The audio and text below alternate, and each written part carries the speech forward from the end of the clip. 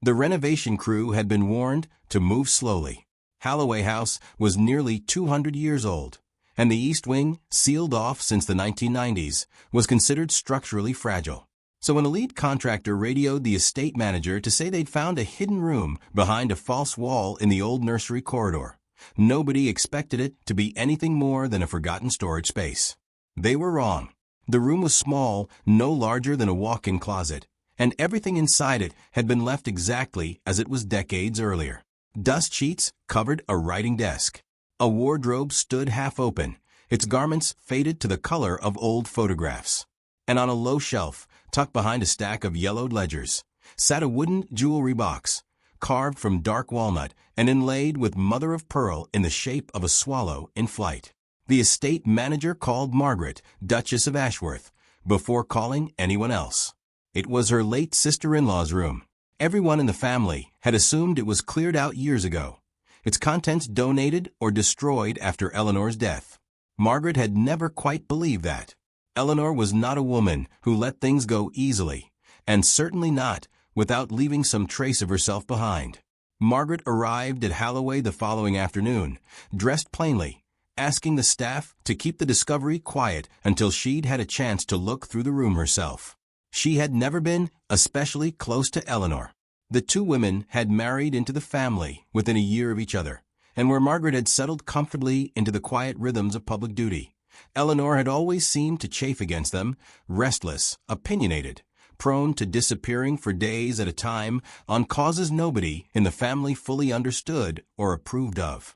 When Eleanor died in a car accident on a rain-slicked motorway outside Geneva 11 years ago, the family had grieved briefly and formally, and then moved on. Margaret was ashamed to admit how little she had thought about her since.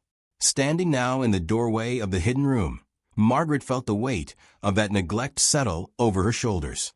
She crossed to the shelf and lifted the jewelry box, brushing the dust from its lid. It was heavier than it looked. Carved into the underside, in small, careful letters that had clearly been added after the box was made, were the words, "For my sister, when she's ready to listen." Margaret sat down on the edge of the dust-sheeted bed and opened the lid. Inside, nestled in faded velvet, were a few pieces of jewelry, a string of amber beads, a tarnished silver locket, a pair of drop earrings Margaret vaguely remembered Eleanor wearing to a state dinner once. But beneath the velvet tray, when Margaret lifted it free, was a shallow compartment packed with paper. Letters, mostly tied together with ribbon gone brittle with age. A few photographs, and a small leather notebook with Eleanor's initials stamped in gold on the cover. Margaret opened the notebook first. The handwriting was unmistakably Eleanor's, quick, slanted, impatient, as though her hand could never quite keep pace with her thoughts. The early entries were mundane, notes on charity visits, complaints about scheduling conflicts, a few sharp observations about people Margaret recognized from old society photographs. But as she turned the pages, the entries changed in tone. Eleanor had begun documenting something. Dates, names, sums of money. A pattern emerged across the pages. A charitable trust Eleanor had championed for years, one focused on housing for displaced families, appeared to be quietly diverting funds. Not enormous sums, not at first. But the trail, as Eleanor traced it in her small, careful notes, grew wider and more troubling the further it went.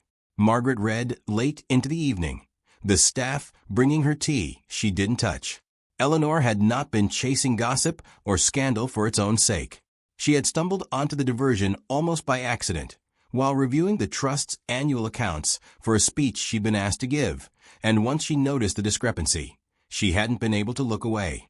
The notebook traced her growing unease, quiet inquiries to the trust's accountant, who gave evasive answers, a conversation with a board member who grew suddenly cold when she pressed for details, a meeting with a journalist friend who advised her in writing to be careful about who she trusted with what she'd found. The letters told the rest of the story, in Eleanor's voice, addressed sometimes to no one in particular, as though she were thinking aloud on paper. "I don't know who else to tell," one read. "Everyone I'd normally turn to has some connection to the trust, some reason to want this quiet. I keep thinking of Margaret. She's steadier than I am. She'd know how to do this properly, carefully. But I don't think she'd believe me, not yet. Not until I have more. Margaret set the letter down, her throat tight. She remembered now a conversation with Eleanor at a garden party not long before the accident. Eleanor pulling her aside, asking, almost too casually, whether Margaret had ever had reason to distrust people she'd known for years. Margaret had laughed it off at the time, assumed it was about some minor social slight, and changed the subject.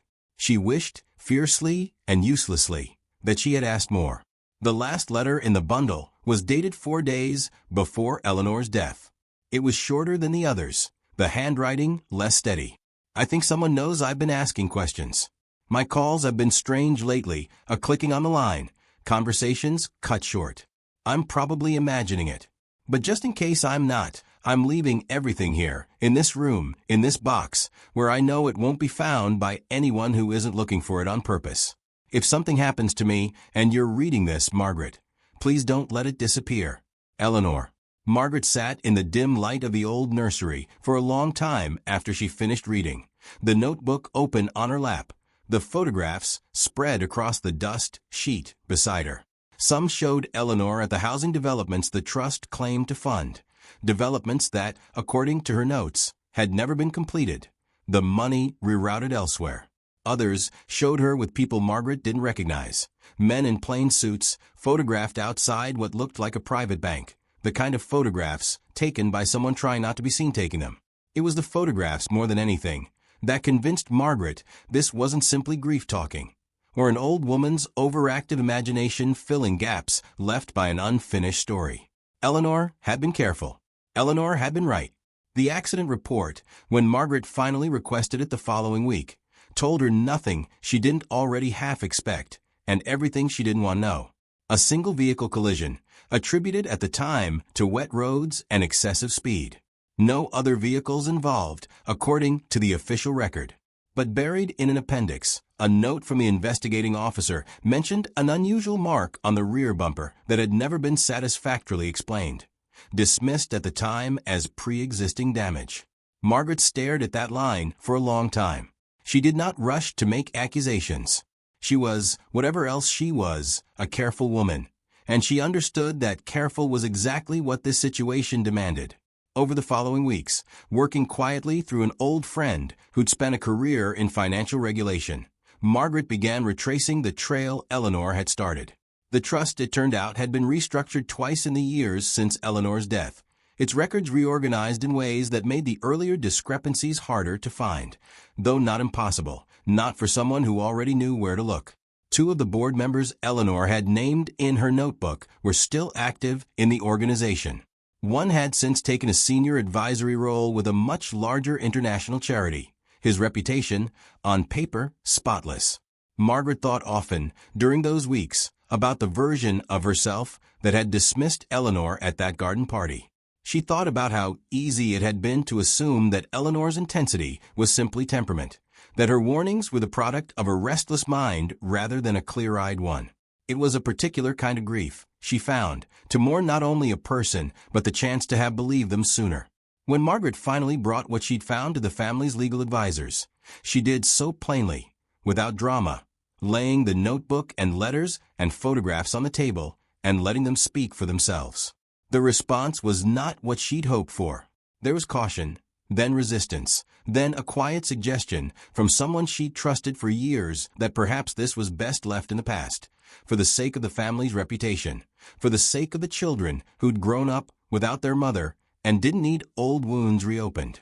Margaret listened to all of it, and then she said the only thing she could say, that Eleanor had already paid the price of trying to do the right thing alone, that she would not let her have paid it for nothing. The investigation that followed was not the kind that makes for tidy endings. It took months, then years. Some of what Eleanor uncovered was confirmed. Some could never be fully proven, the trail too cold.